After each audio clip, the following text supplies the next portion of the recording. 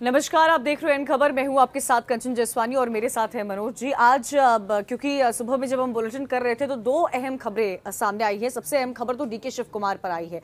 मनोज जी, जिस तरह से सबसे पहले आपको याद होगा कांग्रेस के दिग्गज नेता जो देश के पूर्व वित्त मंत्री भी रह चुके हैं, गृह मंत्री भी रह चुके हैं, 21 अगस्त को उनकी गिरफ्तारी होना, पी चिदम्बरम का जिक्र हो रहा है, कमलनाथ के भतीजे का भी जिक्र हुआ था। अब डीके शिव कुमार पर ईडी की गिरफ्तारी जो कल हुई है, आज आरएमएल अस्पताल में उनका मेडिकल चेकअप हुआ क्योंकि अचानक से उनका ब्लड प्रेशर बढ़ गया था। उनको चेकअप के लिए ले जाया गया तो थोड़ी देर पहले ये खबर आई है कि वो मेडिकली फिट है, अब उनसे पूछताछ की जा सकती है और आज उसे ईडी जो है कोर्ट में पेश करेगी। ये कयास लगाए जा रहे हैं कि ईडी जो है रिमांड पर लेगी। ये पूरा मामला कर्नाटक चुनाव के बाद का है, जब 8 करोड़ का कैश जो है वो उनके यहां से पाया गया था।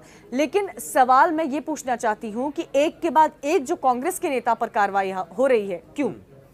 देखिए, ये इत्तेफाक भी हो सकता है क्योंकि कानून, इतना बड़ा इत्तेफाक, कानून जब अपना काम करती है और एक प्रोसेस के तहत एक जो समय, उचित समय आता है, उसके बाद कार्रवाई होती है।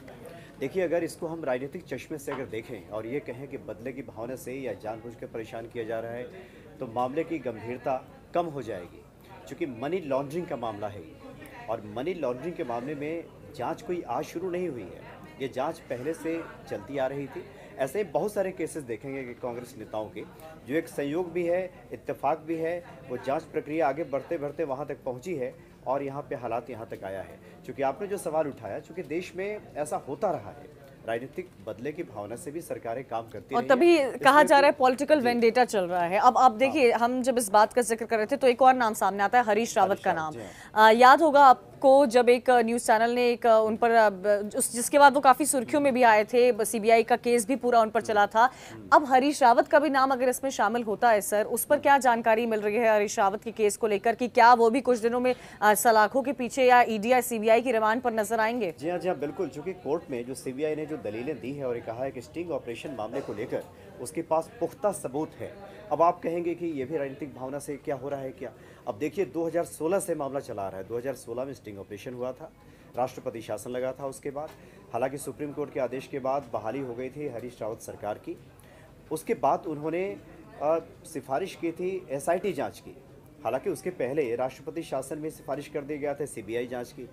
तो ये राष्ट्रपति शासन और हरीश रावत सरकार के बीच की जो खींचतान थी और लगातार जो जांच प्रक्रिया आगे बढ़ रही थी, तो 3 सालों में सीबीआई इस नतीजे पे पहुंची है कि उनके खिलाफ पुख्ता सबूत हैं और उनके खिलाफ एफआईआर दर्ज किया जा सकता है। ऐसे मामले में आप कांग्रेस को कहां देख रहे हैं? और इसका मैं जिक्र क्रोनोलॉजी से करना चाहती हूं क्योंकि आपको याद होगा जब चुनाव के नतीजे आए थे उसके दूसरे दिन ही 23 को, मेरे ख्याल से 23 मई को नतीजे आए थे, 25 को राहुल गांधी ने अध्यक्ष पद से इस्तीफा दे दिया था। उनको मनाने का दौर जारी था। फिर बीच में जब मीटिंग हुई थी तो ये कयास लगाए जा रहे थे कि ऐसा पहली बार होगा, इतने दशक बाद होगा कि राहुल गांधी के अलावा गांधी परिवार का नहीं कोई दूसरा अध्यक्ष आएगा। पर इंटरिम अध्यक्ष भी सोनिया गांधी बन गई। एक तरफ आप देखिए कांग्रेस के बड़े बड़े नेता सलाखों में हो रहे हैं, सीबीआई का केस उन पर चल रहा है, ईडी का केस उन पर चल रहा है। कांग्रेस के बाद मध्य प्रदेश की अगर बात की जाए तो अब तक प्रदेश अध्यक्ष चुनने पर ही इतनी अंदर की जो अंदरूनी खूट है वो नजर आ रही है। ज्योतिरादित्य सिंधिया के नाम पर वहां पर समर्थन किए जा रहे हैं लोग। जो स्टेट्स इनके पास हैं वो भी नहीं संभले जा रहे हैं इनके साथ। आने वाले समय में चुनाव होने वाले हरियाणा, झारखंड, महाराष्ट्र में कहां पर है कांग्रेस? देखिए, कांग्रेस के सामने नक्शे में कहीं नजर आ रही है कांग्रेस? दुविधाग्रस्त स्थिति है। अगर इस पूरे मसले को राजनीतिक रंग दिया जाए तब भी लोगों को यकीन नहीं होगा। अगर ये कांग्रेस कह दे कि राजनीतिक भावना से प्रेरित होकर के सरकार काम कर रही है तब भी लोगों को यकीन नहीं होगा। सुरजेवाला ने तो कहा कि आर्थिक हालात जैसे हैं उससे भटकाने के लिए इस तरह के काम किए जा रहे हैं। सरकार थी, सबसे ज्यादा भ्रष्टाचार के आरोप उसी वक्त लगा था।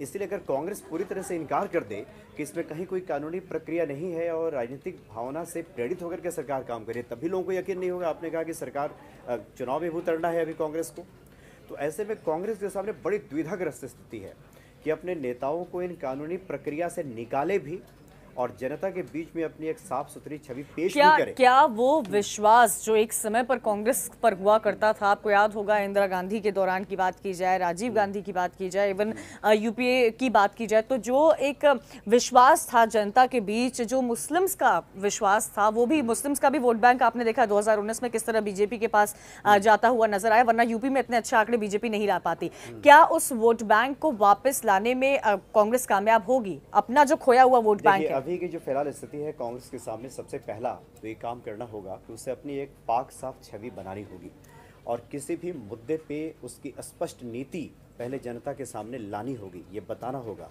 कि भ्रष्टाचार के मुद्दे पे कांग्रेस क्या सोचती है, क्या उसकी नीति है, या देश के अन्य मसलों पे, जैसे आपने मुस्लिम का जिक्र किया, उन सब मुद्दों पे कांग्रेस की स्पष्ट नीति क्या है। जब तक ये सामने नहीं आएगा, देखिए कांग्रेस हमने जैसे पहले कहा कि बहुत द्विधाग्रस्त दिख रही है।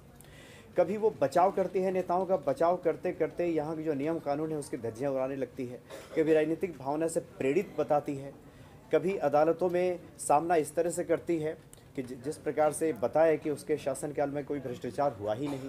तो ये जो द्विधाग्रस्त स्थिति है ना, अभी भी सच मानिए जनता के सामने कोई स्पष्ट संदेश अभी जा नहीं रहा।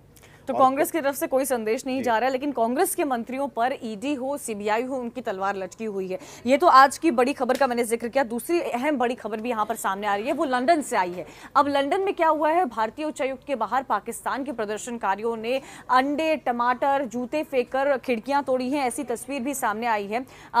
मनोज जी, ये क्या दर्शा रहा है? देखिए, श्रीलंका में अभी जो कोलंबो में हुआ, जहां पर पाकिस्तान ने कश्मीर का मुद्दा उठाने की कोशिश की थी, भारत ने साफ कर दिया कि कश्मीर हमारा आंतरिक मामला है, आप अपने पाकिस्तान को पहले संभाल पाइए। इमरान खान के मंत्री हो, विदेश मंत्री हो, या उनके रेल मंत्री हो, शेख राशिद हो, एक के बाद उनका बयान आता है। उनका विदेश मंत्रालय परमाणु बम को लेकर कुछ कहता है, इमरान खान खुद कुछ कहते हैं। क्या चल रहा है ये सब? लंदन में इस तरह की घटना करना क्या दर्शाता है? सामने ना, वहाँ पाकिस्तान के नेताओं ने जिस प्रकार का विश्वमन किया है, जिस प्रकार का जहर उगला है, या यूँ कहें कि कश्मीर को लेकर जिस प्रकार का दुष्प्रचार किया है, उसी का नतीजा दिख रहा है। आपको याद होगा कि पिछले 15 अगस्त को भी जब भारतीय मूल के नागरिक वहाँ पे झंडोत्तोलन कर रहे थे, उसके बाद पाकिस्तानी मूल के नागरिकों का एक हुजूम वहाँ पहुँचा और काफ़ी हिंसक हो गया था। और कल भी वैसा ही हुआ है।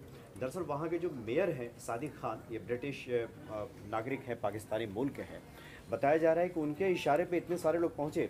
अब सोचिए जरा कि लंदन के सड़कों पे हाथों में पत्थर लेकर के, अंडे लेकर के लोग पहुँचे और लगातार हमलावर हो जाएं, और वहाँ पे पुलिस मूक दर्शक रहे या फिर विधि व्यवस्था नाम की कोई चीज़ दिखाई न दे, तो आप समझ सकते हैं किसके इशारे पे काम हर तरफ से मुंह की खाने के बाद अब पाकिस्तान लंदन में भी इसी तरह से कुछ खाएगा, क्योंकि तस्वीरें आपने देखी। और एक और अहम खबर यहां पर सामने आ रही है, क्योंकि पाकिस्तान का जिक्र हुआ है। रूस ऐसा देश है जिसने 370 पर भारत को समर्थन किया था। मनोज जी, आपने तस्वीरें देखी होगी। पाकिस्तान, ये रशिया की बात की जाए तो प्रधानमंत्री मोदी 2 दिन के दौरे पर हैं, और 370 हटने के बाद देखिए, क्योंकि रूस एक ऐसा देश है जिसने 370 हटने के बाद साफ तौर पर भारत का समर्थन किया था। उसके बाद प्रधानमंत्री मोदी का वहां जाना, क्या आने वाले समय में और जो समझौते होने हैं, क्योंकि रक्षा को लेकर रशिया ने हमेशा ही भारत को सपोर्ट किया है, और टेररिज्म पर भी जब भी इंटरनेशनल फोरम पर प्रधानमंत्री मोदी ने टेररिज्म के खिलाफ अपनी आवाज उठाई थी, तो रशिया ने भी उस पर समर्थन किया है। क्या प्रधानमंत्री मोदी की यह मुलाकात व्लादिमीर पुतिन से आने वाले समय में कुछ नई दिशा और नीति लेकर आ सकती है? बिल्कुल। देखिए, दौरा तो प्रधानमंत्री का पिछले कार्यकाल के दौरान भी हो रहा था।